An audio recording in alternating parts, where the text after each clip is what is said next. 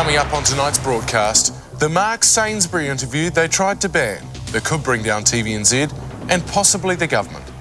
Deja Voodoo at Armageddon, the nerd fest to rule them all. The man they call Dr. Rock, and the shocking new show that's rocking the casaba. All that and your letters too.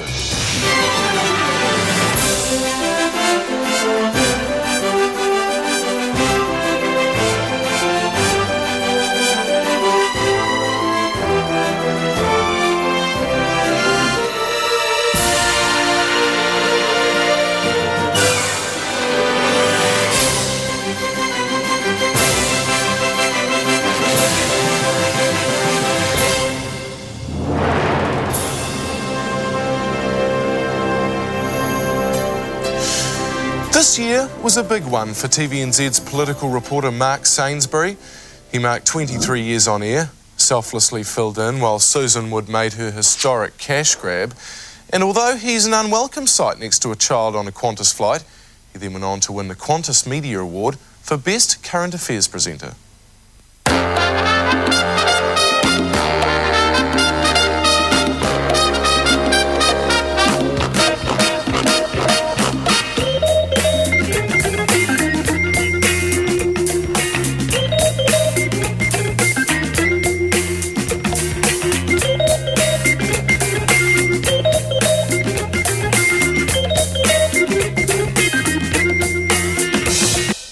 Done on election night.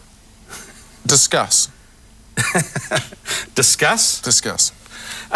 Yeah, I mean, I was at a bit of a surprise with old Peter Dunn because, you know, he was going to be one of these people who, whatever happened with the result, this guy could be a player. So Peter Dunn's there waiting in the backbencher pub, and we're told, we're going to do, he's going to come in, and, he comes through, and it was strange almost right from the start, because it was like the old flippers are out. What had happened before that? Had you said something about him not being a major player in the election or something? No, what it turns out, because I didn't know until afterwards we worked out what was going on, what he really took umbrage at the beginning of the show, we did the thing, and across the country and here and there and wherever we got so-and-so and so-and-so's with Helen Clark and so-and-so's with Vincent Peters and so-and-so's with someone else and so-and-so. We didn't mention Peter. Actually, we've got this. We've got the piece of footage here. If you could just talk us through that. That's you, obviously. That's me. Well, you're looking pretty good. Here we go. Here's the door. So, of course, he's out there, and I think he was a bit grumpy because he'd been kept out in the cold a bit waiting to do the big entrance, but he wanted the live... Here he comes. Here he comes through. Angry. Look at the lips. No. Oh, look there. He's got that steely eye look. I've got to talk. You're going to listen to me talk from up here. Is he on the P, possibly? Oh, really? No, he's a far too. They're a bit of a values, strong family values, United Future. Just sort of looks like he's got that sort of look. He might pull out a machete, sort of. Look. He's checking if it's in the my. Thank you, everybody. Here he goes. I wanted to come and talk to you first. I've been standing outside, being threatened with being wired up by TV1 and everyone else. Threatened. But I want to say to Mr. Sainsbury of TV1, I'll talk to you soon, Mark, but when you couldn't even remember us in your introduction tonight... They're doing a zoom. They're zooming. I'm watching the monitor. They're zooming. Now, what are you thinking there? I'm thinking, what on earth is going on down there? Peter Dunn, he's not the only politician to lose his rag, though. There must have been. What's, in your memory, what's the greatest tantrum that you've seen from a politician? Tantrum? Well, I mean, the old Bob Jones, of course, was the Bob Jones, I'm going fishing, and was certainly one of the more clear-cut political reactions you've seen in a while. What about Muldoon's punch down in Invercargill, and they gave that guy a little one to the guts? And people loved him for it. That man struck me. And then you had Max Bradford, of course, who was down, I think it was at Canterbury University. He's walking along, and one of those students did the big Hollywood when he pushed him out of the way, and the guy, look, I mean, he could have been playing for Australia. Right. He did the big roll away and the whole bit, and Max kept marching on. But in the papers the next day was this photo sequence, which looked like this national minister stepping over some poor student, you know? Yeah. Like John Prescott in the UK, when he was at one of those things, and he actually decked some guy who was giving him a hard time during an election campaign. Literally just turned around and just walloped him. Critic recently described Catherine Rich as the M-PILF. Do you know what that is? I'm not even going to even try, and... Because you know what a MILF is. I have seen mentions of MILFs, yes. This is a MPILF. Who do you reckon is the hottest chick in the house? In Parliament? But as an MP?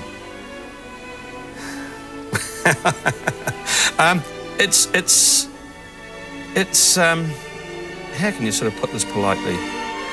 It's not exactly the sort of talent spotting bonanza, is it, the house?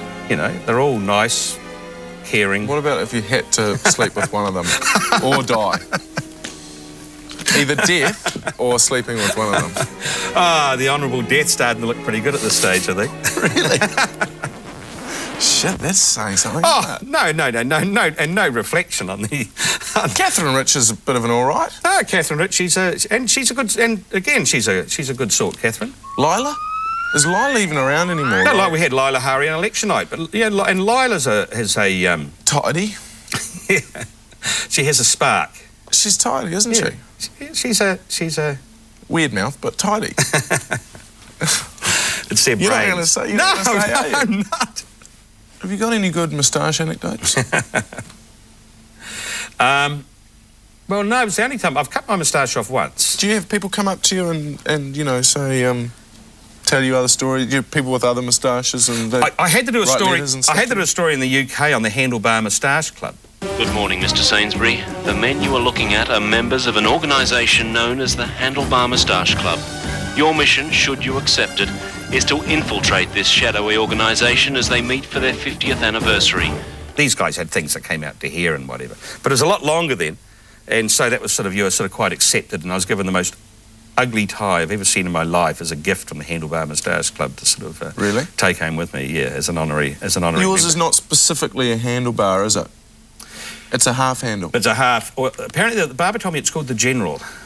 Is that right? And he's got him right through him, and that makes it 6 in the second innings. 5th.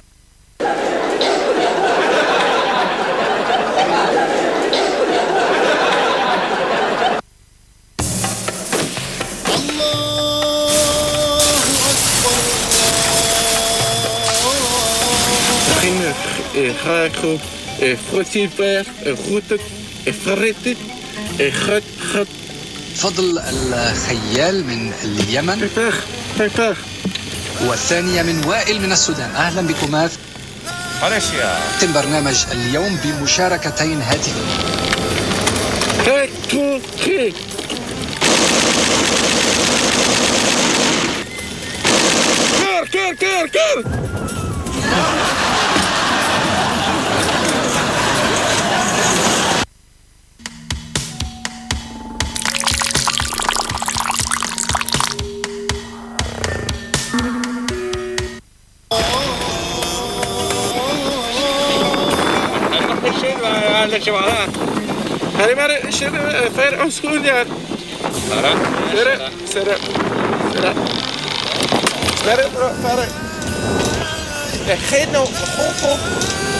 برنامج اليوم بمشاركتين هاتفية.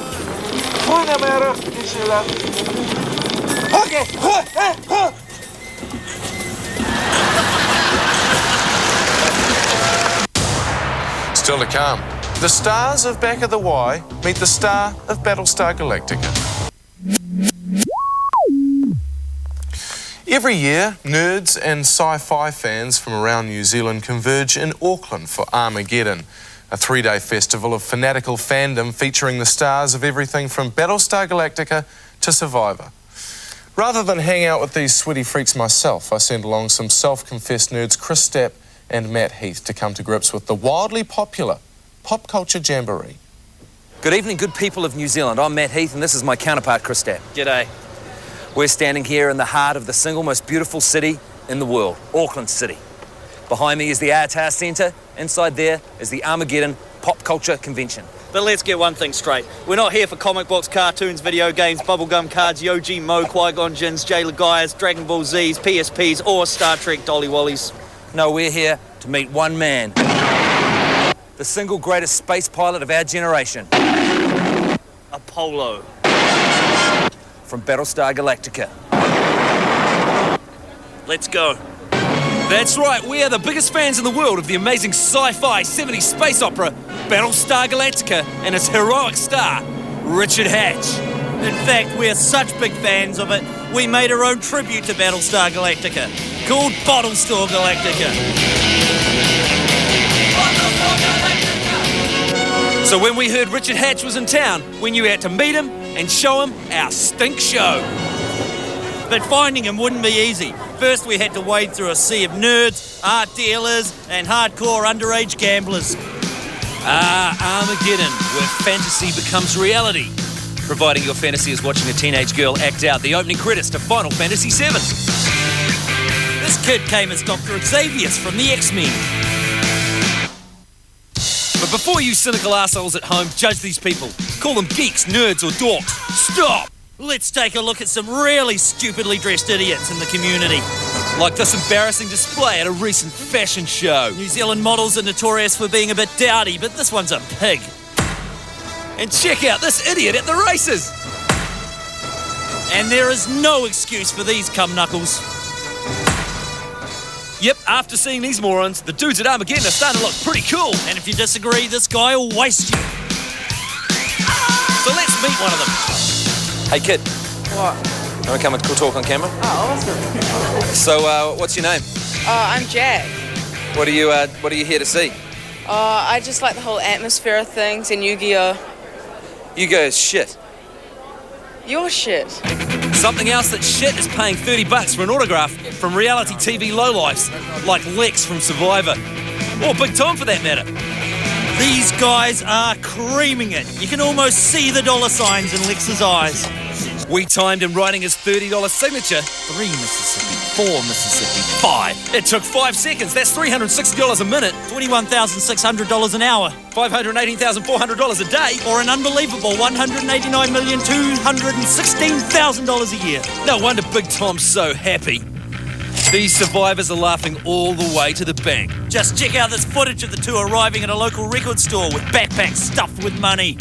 It makes you so angry you almost want to dress up in medieval clothing and beat a woman with a piece of stick. But unfortunately, that's not what we're here for. We're here to show our hero our rip-off of his TV show. So Chris ponied up the $30 and approached the great man himself. Excuse me, Richard. Yeah. Could I get my picture signed? Sure. Great. Do you mind if I have a couple of words as well? No. It was at this point that Matt realised he'd forgotten the very DVD we wanted to show him.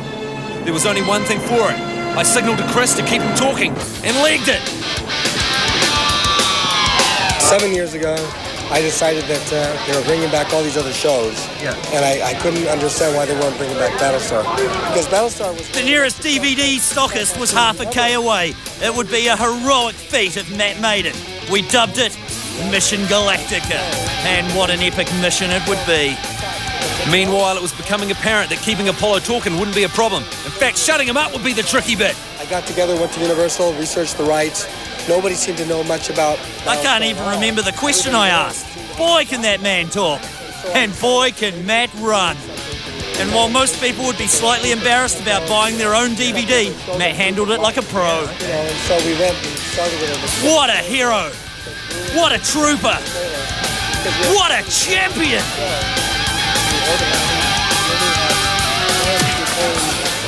Directors, writers, DPs, got in the industry. The only thing that's bad about Dirk is he wears dirty underwear. What? Mr. Here it is. You have to watch this. Bottle Store Galactica. Where did you get the bottle? Bottle store?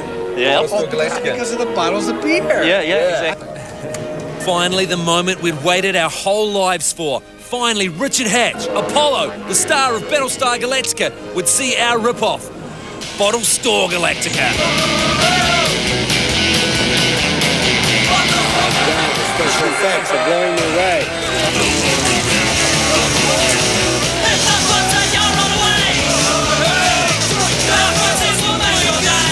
Yeah!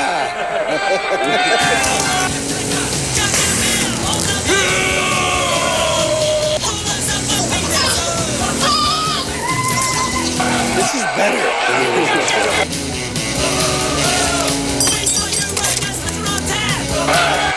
This has got something. The greatest moment of our lives. Richard Hatch, Apollo, hero, space pilot. Good luck.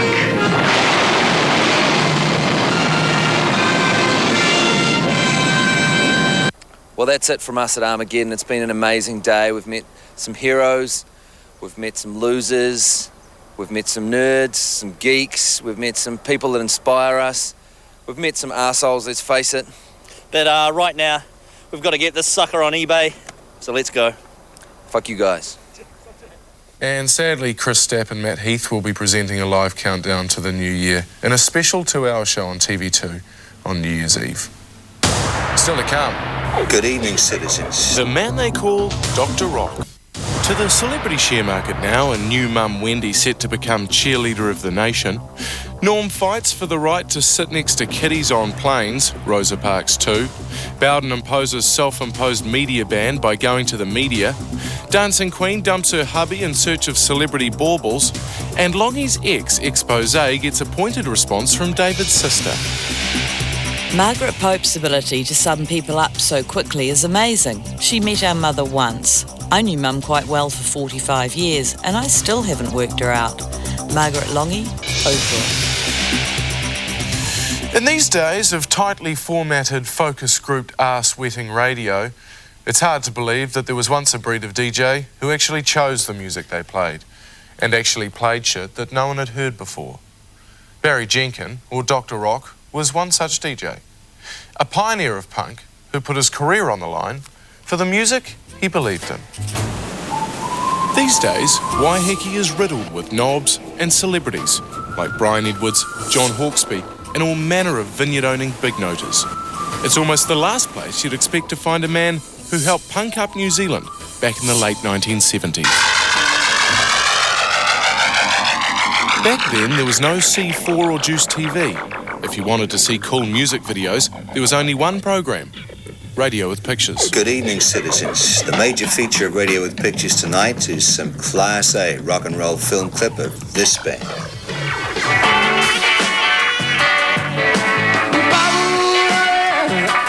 Dr. Rock was possibly the best DJ we've ever had, and he ruled the airwaves, turning people on to the best music around.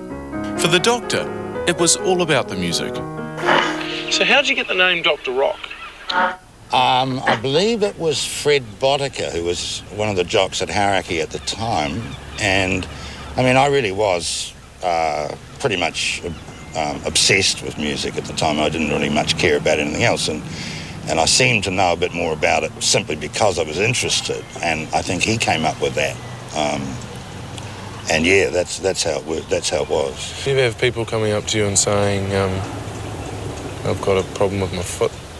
Do you want to... No, I don't. Nobody's ever confused? What I have had is 9-foot-tall people coming up and saying, I hate you. That hatred came from the fact that the Doctor started playing music that New Zealanders hadn't heard before.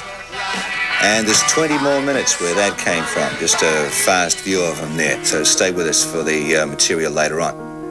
Unlike other DJs of his generation, like Kevin Black or Blackie, Paul Holmes, and that guy from the Family Health Diary, the Doctor was only in it for the music. And in 1977, that music was about to change. So there were, in the 1970s, you're playing Steely Dan, you're playing Led Zepp, things like that. Yeah. And then one day in the 70s, you discovered punk. Well, yeah. I was working for the telly at the time, and this clip came in. As a matter of fact, it was the Stranglers, yeah. And they were in this sweaty little club with about a foot above their heads with a low ceiling, and I mean, just transfixed me. It was, I sat there with a tape machine and literally played it end to end all afternoon. Just re-cued it and played it and re-cued it and played it. But the money's no good. Just get a grip on yourself. But the money's no good. Just get a grip on yourself. It blew me out. I mean, it was just so totally different from what I was doing. After a couple of weeks, after I understood what was going on, I pitched all the old stuff out, and in came the new stuff. Well, of course, it was rating suicide. I knew it would be. Yeah. but there was no choice. It was too damned exciting. It was too... you couldn't ignore it, not possible. Punk was a drug the doctor was happy to prescribe. Trouble was, his employers weren't so keen on the new sound. And before long, he was out of work and over music.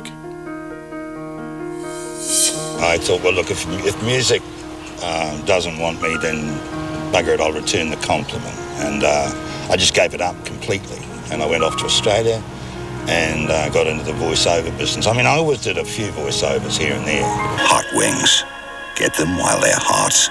The hottest movies this weekend on 2. Crap. Years later, Barry discovered the internet and rediscovered his love of music. And this year, he moved to Waiheke and bought the local radio station. Need to lock the car? It's every DJ's dream, owning your own station on a South Seas island and playing whatever you fancy.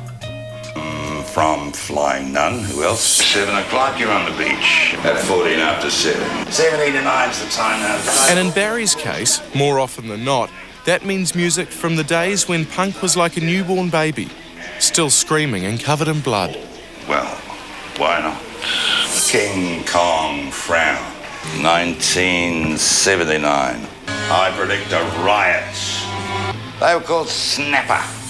Is it fair to say that you would be one of the more fired radio hosts in New Zealand? Famous for it, yeah. About the only thing really. Yes. I think 5 times. Probably lost 5 jobs. You know, being pig-headed and insisting on playing what I thought was good music anyway. Got the news and then I'll hand it over. These days, Barry is the boss. And today, he's helping a new generation of DJs to play what they feel like playing. Okay, so you press stop now. What form are you guys in? 5. 5? Yeah. Oh, sorry, they don't do forms anymore. Right? Yeah, 11. You're 11. Fucking old, eh? Yeah, no. Tell me about it. You think you got trouble. The Beach can be heard on 99.4 FM on Waiheke, on the internet at beachradio.net, and Barry can also be heard on Friday mornings at 9:30 on 95 BFM. And that's our show. Coming up next week, the annual 2005 EML Awards. A shocking smorgasbord of Yuletide titillation, televisual trials, triumphs and tirades. You'll get wet, you'll get angry, and maybe you'll get wood. From all of us here at Eating Media Lunch.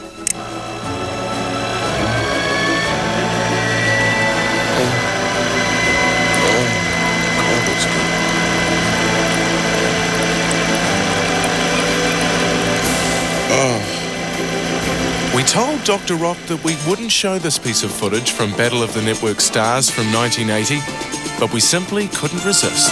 And here they are. Jenny Lidlin and Barry Jenkins coming to a rather inglorious end there as they struggled for possession.